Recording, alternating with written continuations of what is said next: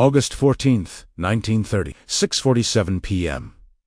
Walker's Pool Hall on 131st Street between Lenox and 7th Avenue. A two-story building with a faded green awning and hand-painted letters spelling Walker S.A., B. Yards S. Egars S. 1922 across windows that hadn't been properly cleaned in months, creating the impression of a struggling business, barely surviving in a neighborhood where dozens of similar establishments competed for customers who had limited money to spend on recreation during the early years of the Great Depression that was just beginning to devastate Harlem's economy and destroyed the prosperity that black residents had built during the previous decade. The ground floor contained 8 pool tables arranged in 2 rows of 4 their felt surfaces, worn and patched in places where cigarette burns or torn cloth had been repaired rather than replaced the overhead lights, casting circles of illumination that left corners and walls in perpetual shadow, creating an atmosphere of tired respectability rather than criminal enterprise, or illicit activity that police might find interesting enough to investigate. Theodore Teddy Walker stood behind the counter near the front door,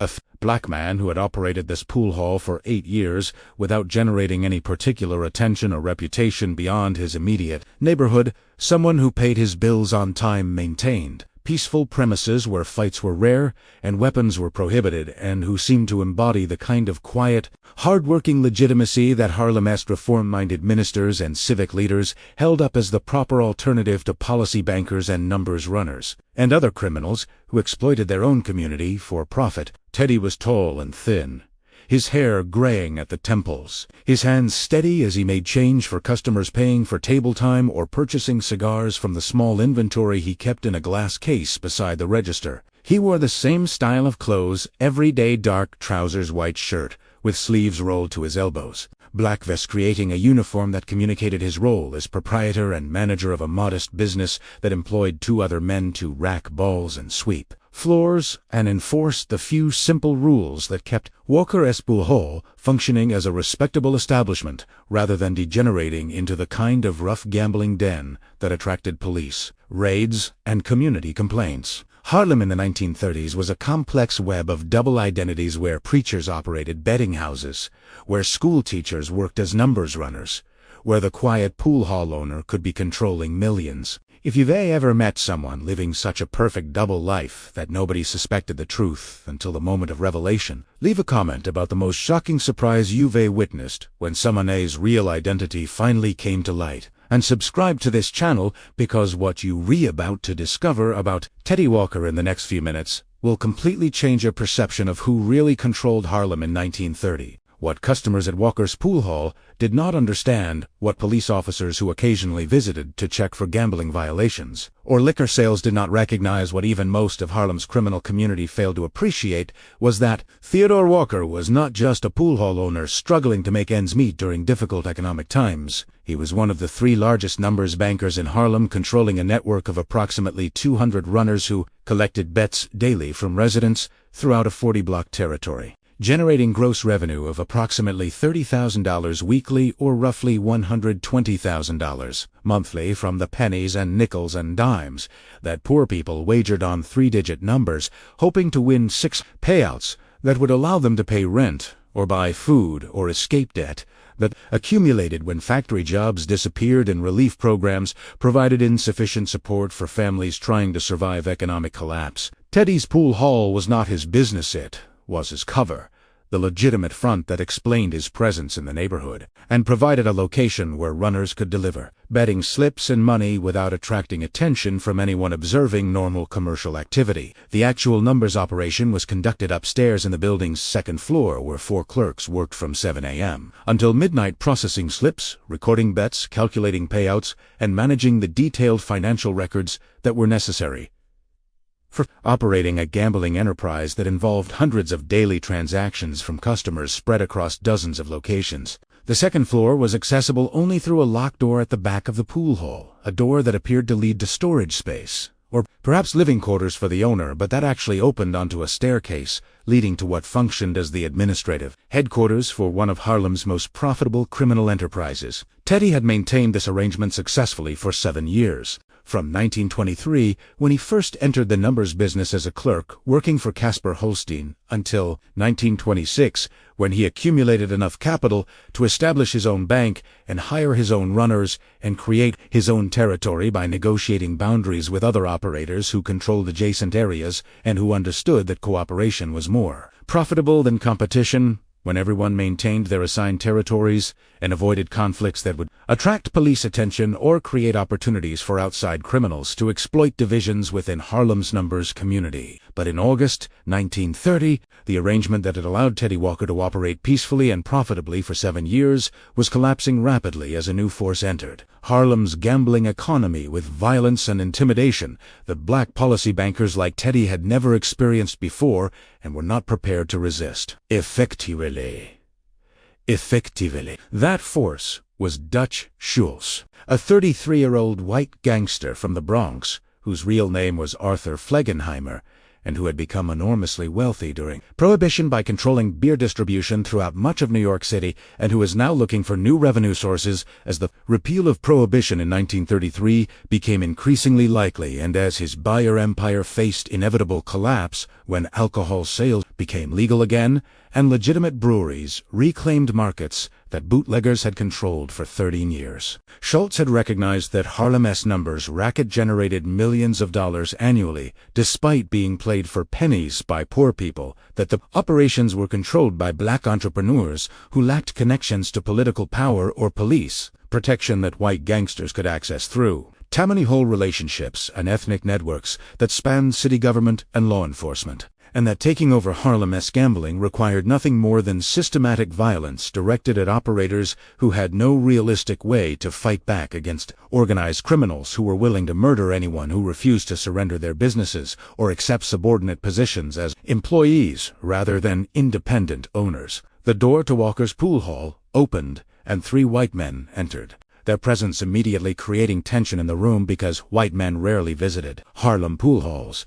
And when they did visit, it was usually police officers conducting inspections, or collecting payoffs, or making arrests, never customers seeking recreation or legitimate business. The 3 men were not police there, clothes were too expensive, their demeanor too confident, their movements too purposeful for cops, who typically displayed the kind of casual arrogance that came from exercising authority without accountability. These were criminals, professional criminals, whose body language and watchful expressions communicated that they expected violence and were prepared for violence and would not hesitate to initiate violence if circumstances required demonstrating power or eliminating resistance to their demands. The tallest of the 3 men, a broad-shouldered Italian named Salvatore Sally Burns Bonelli, who worked as an enforcer for Dutch Schultz's organization, walked directly toward the counter where Teddy stood, while his 2 companions positioned themselves near the door, blocking the exit and ensuring that no one could leave without their permission. Teddy's expression remained neutral as Sally Burns approached.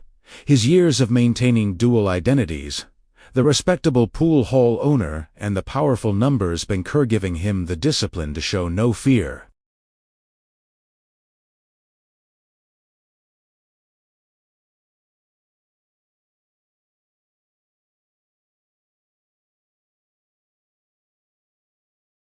"You're Theodore Walker?" Sally Burns asked, his voice carrying a thick Bronx accent and a tone of contempt that communicated his opinion of black business owners who needed to be taught proper respect for white criminals who were taking control of their territories. Teddy nodded once.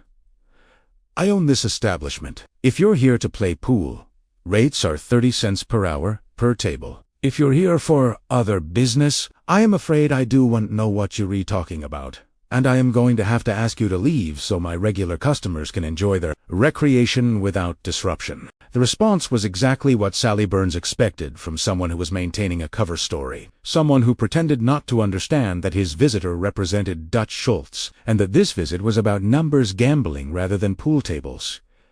Sally Burns smiled without warmth. "We know who you are, Teddy.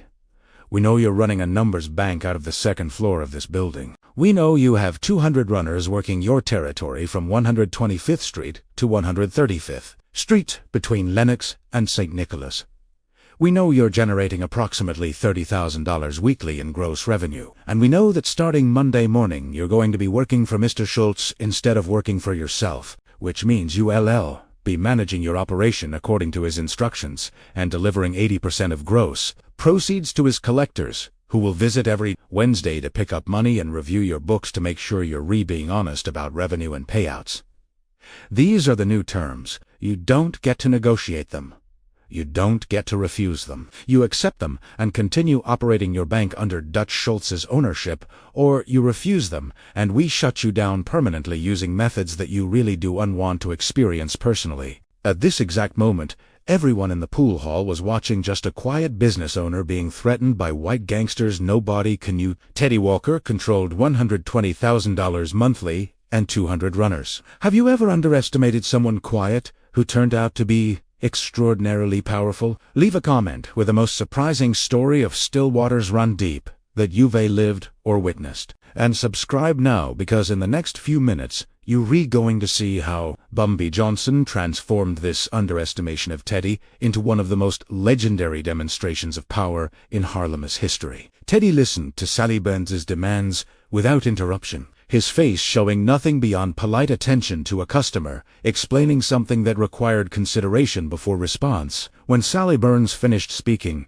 Teddy remained silent for approximately 10 seconds, a pause that communicated neither acceptance nor refusal, but rather careful thought about appropriate reaction to a situation that required more nuance than simple compliance or defiance. Finally, Teddy spoke in the same quiet, respectful tone he used when discussing pool table rentals with regular customers. I appreciate you explaining these new arrangements, but I think there's been some misunderstanding. I operate a pool hall. I sell cigars and rent tables, and maintain peaceful premises where neighborhood residents can spend leisure time. Whatever information you've received about other activities happening in this building appears to be inaccurate, so I'm going to have to decline your offer of employment with Mr. Schultz. Not because I am refusing to cooperate, but because there is nothing for me to cooperate with regarding gambling operations that do unexist. Sally Burns's expression hardened, and his right hand moved inside his jacket, a motion suggesting he was reaching for a weapon concealed under his clothing, preparing to demonstrate that refusing Schultz's terms would result in immediate violent consequences. But before Sally Burns could withdraw whatever weapon he was carrying, the pool hall's front door opened again, and Bumpy Johnson entered, accompanied by two associates, whose presence immediately changed the atmosphere in the room, from tense to dangerous. From a confrontation that might result in violence to a confrontation that would almost certainly result in violence unless someone demonstrated exceptional judgment about de-escalation. Bumpy was 24 years old in August 1930, already working for Stephanie St. Clair as her chief enforcer and bodyguard during the early phase of the war against Dutch Schultz's invasion of Harlem. Numbers racket, someone who had built a reputation for intelligence and strategic violence during his 5 years in the criminal underworld, and who was known for his ability to assess situations quickly and respond with appropriate level of force, ranging from calm negotiation to immediate lethal action, depending on what circumstances required. Bumpy walked toward the counter where Teddy and Sally Burns faced each other, his movements unhurried and his expression neutral, giving no indication of what he planned to do or how this situation would resolve. He stopped approximately 5 feet from Sally Burns, close enough to intervene physically if necessary, but far enough to avoid seeming aggressive or provocative in ways that might trigger premature violence before understanding complete dynamics of what was occurring. "Gentlemen, I couldn't help but notice some tension in here when I walked in. Mr. Walker, is there a problem that needs addressing?" The question was directed at Teddy, but the real communication was to Sally Burns,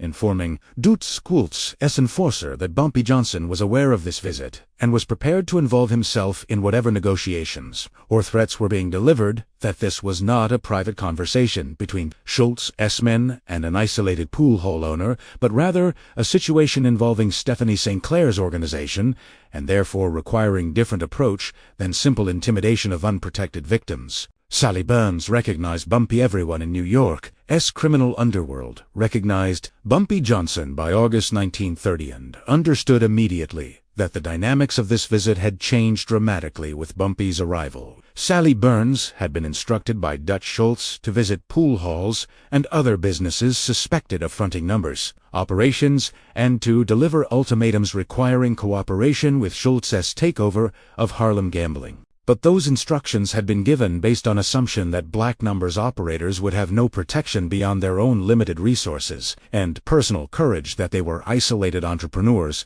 who could be threatened individually without triggering organized resistance from larger criminal structures. The presence of Bumpy Johnson indicated that Stephanie St. Clair was protecting her territory's operators. That Teddy Walker was not an isolated target who could be intimidated without consequences, but rather part of a network that would respond collectively to threats against any individual member. Sally Burns calculated his options quickly. He could proceed with threatening Teddy despite Bumpy's presence, which would likely result in immediate fight that might leave some or all of them dead or seriously injured. Or he could retreat and report to Dutch Schultz that Stephanie St. Clair's organization was protecting numbers operators more effectively than intelligence had suggested, requiring different strategy than simple intimidation. Sally Burns chose retreat, understanding that dying or killing someone during a pool hall confrontation on a Thursday evening would create problems for Dutch Schultz's broader strategy of taking over Harlem gambling through systematic pressure rather than through spectacular violence that would attract police attention and community backlash. No problem here. Johnson, just having a friendly conversation with Mr. Walker about potential business opportunities. We'll be leaving now. Mr. Walker, think about what we discussed. We'll be back next week to hear your decision. Sally Burns gestured to his two companions, and the three white men walked toward the door, exiting into the evening heat and disappearing down 131st Street while everyone in the pool hall exhaled collectively, understanding that they had just witnessed a confrontation that could have ended very differently, but that had been diffused through Bumpy's intervention. After Sally Burns and his associates departed, Bumpy turned to face Teddy Walker directly, his expression serious and his voice quiet enough that only Teddy could hear clearly, despite the 8 customers at various pool tables who were pretending to return to their games, while actually straining to overhear whatever conversation would follow. Mr. Walker, I think we need to have a discussion about your situation and about arrangements that need to be made going forward to ensure that you and your business remain protected from people like the gentleman who just left. But I also think this discussion needs to happen somewhere more private than your main floor where customers are present. Is there somewhere we can talk? The question was phrased politely, but the expectation of affirmative answer was clear in Bumpy's tone. This was not optional conversation that Teddy could decline or postpone, but rather necessary meeting that would happen immediately in whatever location Teddy designated as appropriate for discussing sensitive matters. Teddy hesitated for several seconds, his mind processing implications of allowing Bumpy Johnson access to the second floor where his actual numbers operation was located, where ledgers and betting slips and money were present in quantities that would make clear exactly how large his banking operation was and how much revenue he controlled. Maintaining separation between his pool hall identity and his numbers banker identity had been essential for 7 years of successful operation without police interference or criminal competition. But the arrival of Dutch Schultz's men and the clear indication that his cover had been penetrated by Schultz's intelligence network meant that maintaining dual identities was no longer viable strategy for protection, that his only realistic option for surviving Schultz's invasion was accepting Stephanie St. Clair's protection and paying whatever tribute she required in exchange for security that he could not provide independently through his own resources. Teddy nodded slowly. "Follow me." He walked toward the locked door at the back of the pool hall, withdrew a key from his vest pocket, opened the door, revealing the staircase leading to the second floor, and climbed the stairs with Bumpy following behind. The second floor of Walker's pool hall was dramatically different from the shabby ground floor with its worn pool tables and faded paint and general atmosphere of barely maintained respectability. The upstairs space was a professional office operation, brightly lit with electric bulbs hanging from the ceiling, furnished with 4 large desks, where clerks sat processing betting slips and recording transactions in detailed ledgers, equipped with a safe built into one wall that presumably contained money and documents that needed protection from theft or fire, and organized with a kind of systematic efficiency that characterized successful businesses, regardless of whether those businesses were legal or illegal. One entire wall was covered with a massive chart showing Teddy's territory divided into geographic sections with names of runners assigned to each section and daily totals for bets collected and winnings paid out. A visual representation of how 200 runners operating across 40 blocks generated $30,000 weekly from thousands of individual bets placed by Harlem residents who dreamed of hitting their numbers and escaping poverty through sudden windfall that would change their lives permanently. Bumpy surveyed the operation with an expression of genuine respect bordering on amazement, clearly not having expected that the quiet pool hall owner downstairs controlled such a sophisticated and profitable enterprise. That Teddy Walker was not a small-time operator struggling to survive, but rather a major player whose organization rivaled Stephanie St. Clair's own banking network in terms of scale and revenue and administrative capability. Mr. Walker, I have to admit that I underestimated you substantially. When Madame St. Clair asked me to check on pool halls in this neighborhood that might be fronting numbers, operations, I expected to find maybe 1 or 2 runners operating out of back rooms, not a full-scale banking operation with 4 clerks and 200 runners generating $30,000 weekly. This is impressive. This is the kind of operation that explains why Dutch Schultz is interested in taking it over rather than destroying it. He recognizes what he's looking at, which is a well-run business that generates enormous profits with minimal overhead if managed properly. Teddy responded quietly, his voice still carrying the same unassuming tone that characterized his pool hall persona despite being in the environment where his real identity as major numbers banker was visible and undeniable. I've been very careful for 7 years to maintain the appearance of being just a small businessman operating a pool hall. I don't socialize with other policy bankers. I do attend the parties that Casper Holstein throws, or the meetings where operators discuss territory and competition. I don't drive expensive cars, or wear flashy clothes, or live in buildings that would indicate I am making more money than what a pool hall owner should reasonably earn. I've stayed invisible precisely so that people like Dutch Schultz would unnotice me and would undecide that taking over my operation was worth the effort. But apparently my strategy of invisibility has failed, and now I need protection from someone who has the resources to stand up to Schultz's organization when they come back next week, expecting me to surrender 80% of my revenue and accept employment as a manager rather than an owner. Bumpy nodded, understanding the calculation that Teddy had made, and understanding why Teddy was willing to reveal his operation to Stephanie St. Clair's enforcer, despite 7 years of maintaining absolute secrecy about his banking activities. Here's how this works. Mr. Walker, Madame. St. Clair is organizing all the black policy bankers in Harlem to resist Dutch Schultz's invasion. She is not asking you to merge your operation with hers, or to give up your independence, or to change how you run your business. What she is asking for is 10% of gross revenue in exchange for protection from Schultz's men and from any other outside criminals who try to muscle into your territory. That 10% pays for enforcers like me who will make sure that when Dutch Schultz's people come back next week, they understand that you're protected and that taking you over would require going through St. Clair's organization, which is prepared to fight rather than surrender. Harlem is gambling operations to white gangsters who do respect our community, and do care about black residents, except as sources of money. Teddy considered the proposal for approximately 30 seconds before responding, calculating whether paying 10% to Stephanie St. Clair was preferable to paying 80% to Dutch Schultz, or attempting to operate independently against threats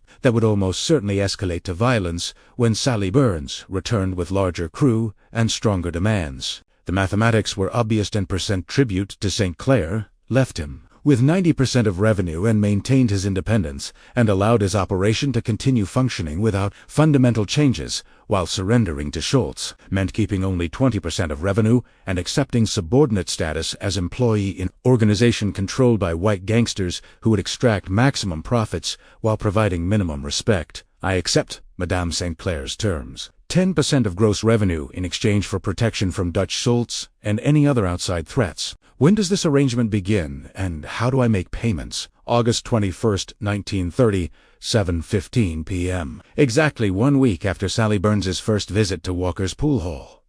The ground floor was unusually crowded for a Thursday evening, with approximately 40 people present, including regular customers playing pool neighborhood residents who had heard rumors that something significant was going to happen tonight, and several dozen runners and numbers workers who belonged to Teddy, Walker's organization, but who had been instructed to visit the pool hall at specific time without being told why their presence was required. The atmosphere was tense and expectant, conversations muted and movements careful, everyone understanding that tonight's events would determine whether Teddy Walker's operation survived Dutch Schultz's invasion or whether Walker's pool hall would become another casualty of the war for control of Harlem's gambling economy that had been escalating steadily over the previous 3 months as Schultz's men systematically threatened every major numbers operator in the neighborhood. At 7:15 p.m. the front door opened and Sally Burns entered, accompanied by 8 men rather than the 2 companions who had visited during the previous week. The larger crew clearly intended to demonstrate that Dutch Schultz was serious about taking control of Teddy Walker's operation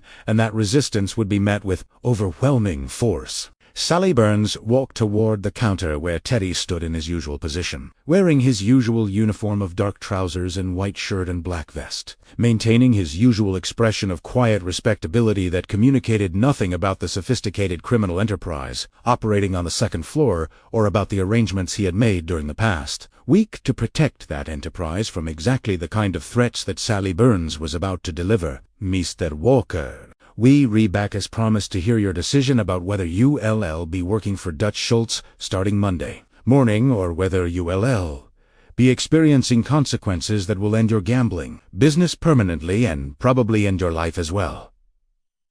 So, what's your answer? Are you accepting our terms or are you refusing? Teddy responded in the same quiet, respectful tone he had used during the previous week's confrontation, showing no fear or defiance, but rather appearing to be someone delivering information that might disappoint his visitor but that represented truth rather than negotiable position. Mr. Burns, I appreciate you returning to hear my decision as you indicated you would. My answer is that I decline your offer of employment with Mr. Schultz.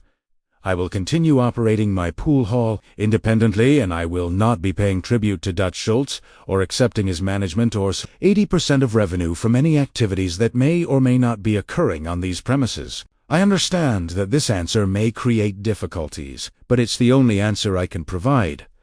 The response was delivered so calmly and matter-of-factly that Sally Burns initially seemed confused, apparently expecting either immediate capitulation or desperate pleading or aggressive defiance, but not receiving simple, emotionless refusal delivered as if declining a restaurant reservation rather than rejecting demands from dangerous criminals who had just increased their crew size by 400% to emphasize seriousness of their threat. If you were as surprised as Sally Burns by Teddy's absolute calm in this moment, knowing that 9 armed men were about to transform his refusal into brutal violence, then you need to hit that like button and subscribe right now. Because what's about to happen in the next few seconds is the most devastating revelation. Dutch Schultz ever receive about who really controls Harlem and why underestimating a quiet pool hall owner was the biggest mistake his organization made in 1930. Sally Burns' confusion transformed quickly into anger, and his hand moved inside his jacket reaching for the gun that Bumpy Johnson had prevented him from drawing during the previous week's confrontation.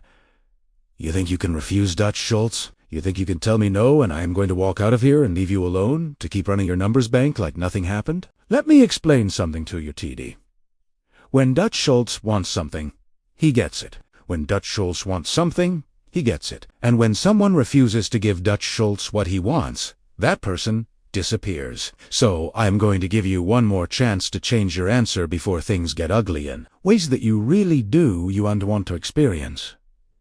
Sally Burns withdrew his gun and pointed it directly at Teddy's chest, the weapon steady in his hand, his finger on the trigger, his expression communicating absolute willingness to shoot if Teddy maintained his refusal. But before Sally Burns could fire or before Teddy could respond, Bumpy Johnson emerged from the locked door at the back of the pool hall that led to the second floor, walking into the main room with calm confidence that suggested he had been waiting upstairs specifically for this moment, that his presence was not coincidental, but rather carefully planned response to threat that everyone had known was coming. Behind Bumpy walked 9 other men, all of them known throughout Harlem as enforcers and bodyguards who worked for Stephanie St. Clair's organization. All of them armed, and all of them positioning themselves strategically around the room to ensure that Sally Burns and his 8 companions were surrounded and outnumbered and unable to exit without passing through multiple armed opponents who could shoot them before they reached the door. Bumpy stopped in the center of the room,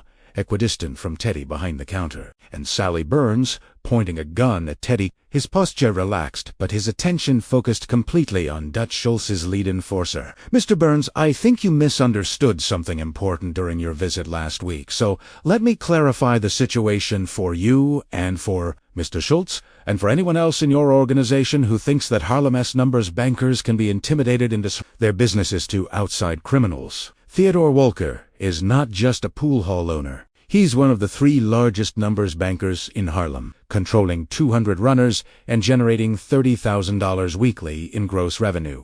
He's not an isolated target who has no protection or no connections to larger criminal structures. He's part of Madame Stephanie St. Clair's network of operators who have organized collectively to resist Dutch Schultz's invasion of this neighborhood. And when you point a gun at Theodore Walker and threaten to kill him if he doesn't surrender his business to your boss, you're not threatening one pool hall owner, you're threatening Stephanie St. Clair's entire organization, which means you're restarting a war. Dutch Schultz is going to lose badly because we have more men, more weapons, more community support, and more willingness to fight than your boss has resources to commit to taking over Harlem when he is already fighting wars with other gangs in the Bronx and Manhattan. The room fell completely silent as everyone processed what Bumpy had just revealed, that Teddy Walker, the quiet pool hall owner who had operated for 8 years without attracting any particular attention or building any particular reputation, was actually one of Harlem's most powerful numbers bankers, that his shabby pool hall was cover for a sophisticated gambling operation generating over $1 million annually, that the man Sally Burns had thought was an easy target who could be intimidated into submission was actually someone whose wealth and influence rivaled that of famous operators like Casper Holstein and Stephanie St. Clair, whose names were known throughout New York's criminal underworld. The revelation transformed the dynamics of the confrontation.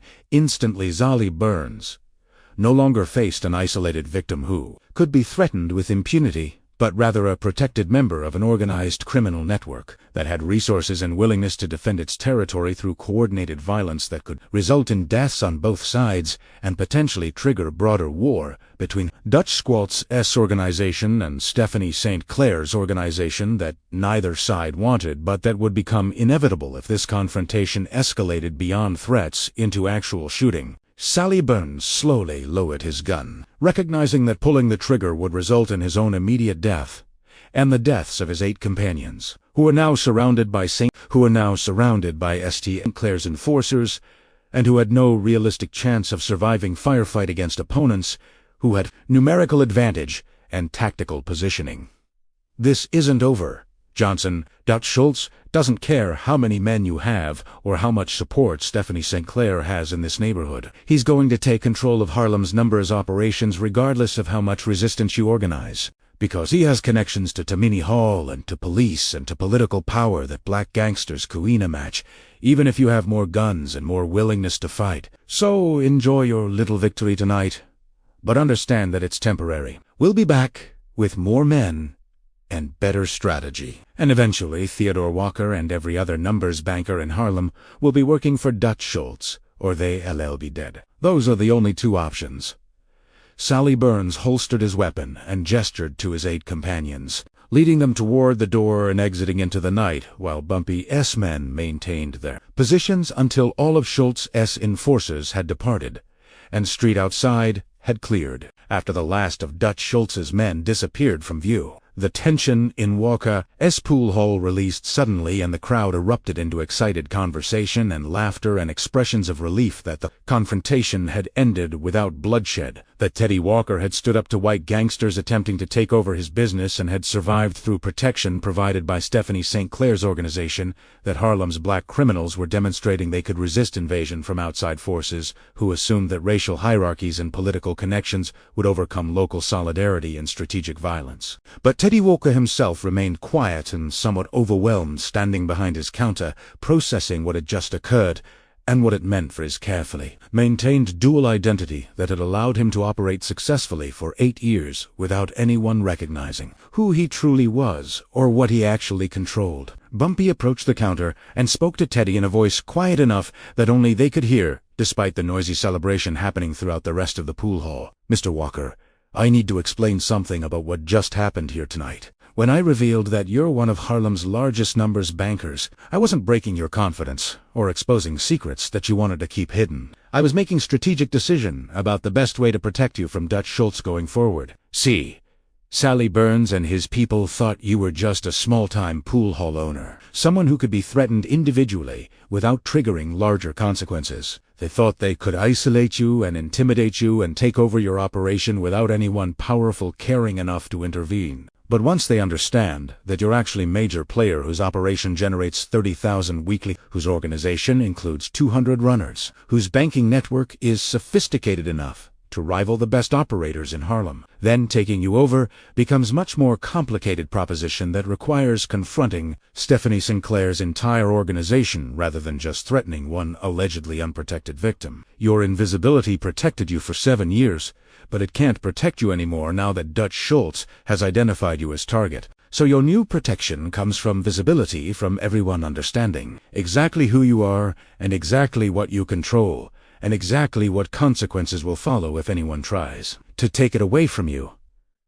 Teddy absorbed Bumpy's explanation, understanding the logic, even though accepting the implications was difficult for someone who had spent nearly a decade building a reputation for being exactly opposite of what he actually was. "So, from tonight forward, everyone in Harlem knows that I'm a major numbers banker rather than just a pool hall owner. Everyone understands that this building is headquarters for a gambling operation rather than just a place to play billiards. I lose all the cover and protection that came from nobody taking me seriously or thinking I was worth investigating." Teddy's questions were asked without anger or accusation, but rather with genuine concern about how this new visibility would affect his operations, and his safety and his ability to continue generating the revenue that had made him wealthy beyond what most black entrepreneurs could achieve through legal businesses in a society that systematically limited economic opportunities for people of his race. Bumpy nodded. "Yes, everyone knows now. But that knowledge is your protection rather than your vulnerability, because Dutch Schultz's organization now understands that attacking you means attacking Stephanie St. Clair's network, which changes their calculation about whether taking over your operation is worth the costs of the war they would have to fight to accomplish that takeover. You're safer now as a known major operator under St. Clair's protection than you were as an unknown pool hall owner who Schultz's people thought they could intimidate without consequences." Bumpy paused before continuing. "And there's something else you should understand about what happened tonight. When those 40 people in this room watched me reveal who you really are, when they saw Dutch Schultz's men retreat rather than fight against St. Clair's organization, they witnessed something important about how power works in Harlem. They saw that a quiet, unassuming black man who never drew attention to himself was actually one of the neighborhood's most successful criminals, that appearances can be completely misleading about who holds real power and real wealth. That lesson matters, Mr. Walker. It matters because it teaches people not to underestimate anyone based on surface impressions, not to assume that someone operating a modest business is actually modest in their ambitions or their achievements. Over the following weeks and months, as the war between Dutch Schultz's organization and Stephanie St. Clair's network of protected numbers bankers escalated into violence that would eventually result in more than 40 murders and 6 kidnappings before Schultz's assassination in 1935 finally ended the conflict.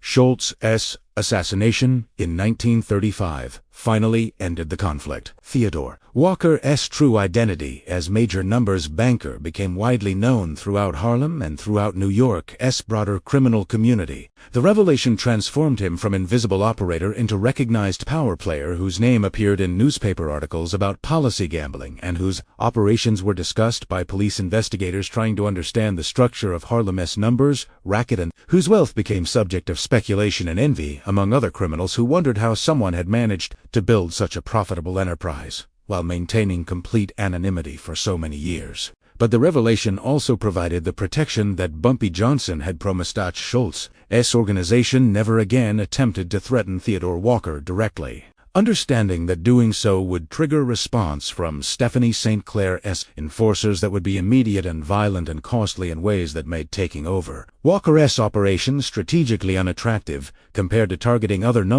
bankers who lacked similar protection. The story of Theodore Teddy Walker proves that the most dangerous men in Harlem were often the quietest ones, those you'd pass on the street without noticing, who operated modest businesses while controlling immense fortunes. If you want to discover more hidden stories about the true kings of Harlem that nobody recognized until it was too late, subscribe to this channel and leave your like, so more people discover that in 1930, the quiet pool hall owner was actually one of the 3 most powerful men in the numbers game. That Bumpy Johnson changed Harlem's history by revealing this truth at the exact moment when the revelation saved not just Teddy, but the entire network of black operators that Dutch Schultz was trying to destroy. Theodore Walker continued operating his numbers bank through Walker's Pool Hall until 1935, when Dutch Schultz's assassination by Lucky Luciano's organization ended the war for control of Harlem's gambling and created new power structures that required different arrangements between black policy bankers and Italian mafia families who inherited Schultz's territories and interests. During those 5 years between 1930 and 1935, Walker's operation generated approximately $7.8 million in gross revenue from the nickels and dimes that poor Harlem residents wagered, hoping to hit their numbers and escape poverty through sudden wealth that would change their lives. 10% of that revenue, approximately $780,000, went to Stephanie St. Clair's organization as tribute payment for protection that proved essential when Dutch Schultz's men continued attempting to take over Harlem's numbers operations through violence and intimidation that destroyed dozens of smaller operators who lacked connections to protective networks. The remaining 90%, approximately $7 million, belonged to Theodore Walker and his 200 runners and his 4 clerks, and the vast network of people whose labor and risk and daily hustling made the numbers game function as Harlem's most important economic institution during the Great Depression. But what Theodore Walker understood better than most people who learned his true identity during those years was that the wealth he accumulated through his gambling operation was less important than the lesson that Bumpy Johnson had taught that August night in 1930 when he revealed Walker's secret to a roomful of witnesses and Dutch Schultz's. The lesson was that invisibility could be strategy for survival, but that visibility could be strategy for protection, that appearing weak or insignificant could allow you to operate without interference, but that demonstrating strength and connections could deter threats before they materialized into actual violence. The lesson was that in a world where power determined survival and where underestimation created vulnerability, sometimes the smartest move was allowing people to see exactly who you were and exactly what you controlled, so they would understand exactly what consequences would follow from attacking you. Theodore Walker had spent 8 years hiding his true identity and building his fortune through anonymity that protected him from jealousy and competition and police attention. But on the night that Bumpy Johnson revealed his secret to Sally Burns and 240 witnesses, Walker gained a different kind of protection, the protection that comes from people understanding that you're not worth attacking because you have resources and connections and willingness to fight that make conflict more costly than coexistence. And connections and willingness to fight that make conflict more costly than coexistence. The story of Theodore Teddy Walker and his dual identity as modest pool hall owner and major numbers banker became part of Harlem's mythology, told and retold in barbershops and bars and family conversations, as example of how appearances could be deceiving and how the neighborhood's true power structure was often invisible to outsiders who judged influence by surface indicators like expensive clothes or flashy cars or loud personalities. The story taught that the quiet man behind the counter might be controlling millions of dollars in illegal gambling, revenue that the shabby business barely surviving might be cover for sophisticated criminal enterprise, that assumptions based on appearance or demeanor or visible wealth might be completely wrong about who actually held power and made decisions in Harlem's underground economy. And the story taught something else, equally important, that Bumpy Johnson understood how to use information strategically, how to reveal secrets at precise moments when revelation provided protection rather than exposure, how to transform someone's vulnerability into their strength by making sure the right people understood the right facts at the right time. When Theodore Walker died in 1947 at age 69, 17 years after Bumpy Johnson revealed his identity during the confrontation with Dutch Schultz's enforcers, his obituary in the Amsterdam News described him simply as proprietor of Walker's Pool Hall on 131st Street, beloved community institution that served Harlem residents for 25 years. There was no mention of the Numbers Bank he had operated for 15 years, no acknowledgement of the millions of dollars that had flowed through his second-floor office, no recognition of his role in resisting Dutch Schultz's invasion or his contributions to preserving black control over Harlem's gambling economy during a period when white gangsters were systematically taking over businesses that black entrepreneurs had built through decades of work and risk. The omission was deliberate, a final act of invisibility for a man who had understood that sometimes the most valuable thing you could possess was a reputation for being unremarkable, for being someone whose true significance was known only to the people who mattered, while remaining hidden from everyone else who might use that knowledge to create problems or demand tribute or threaten the delicate balance between operating successfully and attracting destructive attention. But people who had been present at Walker's Pool Hall on August 21st, 1930, people who had witnessed Bumpy Johnson reveal Theodore Walker's true identity to Dutch Schultz's enforcers, and watched Sally Burns retreat rather than fight against an opponent he had known existed 5 minutes earlier. Those witnesses remembered and told the story to younger generations who needed to understand how power worked in Harlem and how survival required knowing when to be visible and when to be invisible, when to show strength and when to appear weak, when to reveal truth and when to maintain secrets. The story of Theodore Walker taught that the most dangerous people were often the ones you underestimated, that the quiet man, operating a modest business, might be one of the neighborhood's most powerful criminals, that assumptions based on surface appearances were frequently wrong, and sometimes fatally wrong when they led people to attack targets they thought were vulnerable, but who were actually protected by networks and resources that remained invisible until the moment when visibility became necessary for defense. And the story taught that Bumpy Johnson, at 24 years old, working as enforcer for Stephanie St. Clair, already understood these dynamics better than most people learned in entire lifetimes. That his genius lay not just in his willingness to use violence, but in his strategic understanding of when to fight, and when to negotiate, when to conceal, and when to reveal, when to accept surface reality, and when to expose hidden truth that would change calculations, relationships, and power balances in ways that protected people who needed protection and deterred people who needed deterring.